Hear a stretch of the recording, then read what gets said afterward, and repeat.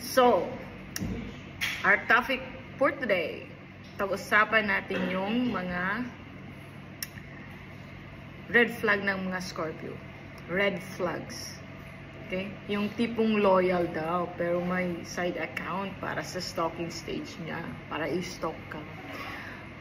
Mahal ka, oo, pero gusto niyang malaman kung sino yung mga reactors mo sa stories mo, mga ganon. So, red flag number 1. Sobrang seloso. Or, let's say, territorial. Maybe. Yung parang FBI level yung pagre-research niya pag nagselo siya.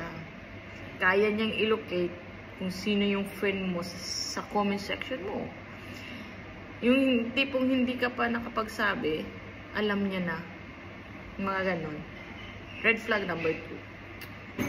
They say, I'm okay, pero may mga sila, tagong PowerPoint presentation ng lahat ng mga nagawa mong mali.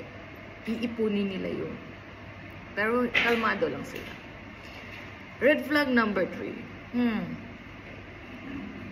Pag nagalit sila, silent treatment. Yung pero deep inside, para silang may mental spreadsheet ng vengeance plan. Ganun yung mga Scorpio. Tandaan niyo yan. Red flag number 4. Scorpio sa text. Okay lang ako. Pero sa loob-loob niyan, Diyos ko, emotional damage with may matching pang background na thunderstorm. Ganong level. Red flag number 5. Mysterious daw. Pero ang totoo, emotional hoarder lang. Lahat ng galit, lahat ng sama ng loob, pati birthday mo ng ex mo, alam nila. Ganon. Pero think of it. Kahit may red flag sila, admit it ang hirap ring i-let go ang mga Scorpio. Kasi pag minahal ka nila, loyal yan to the bone.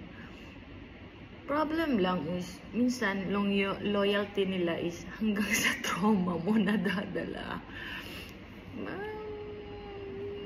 Siguro kung may Scorpio ka sa life mo, mag-ingat ka. Hindi sila nagagalit agad.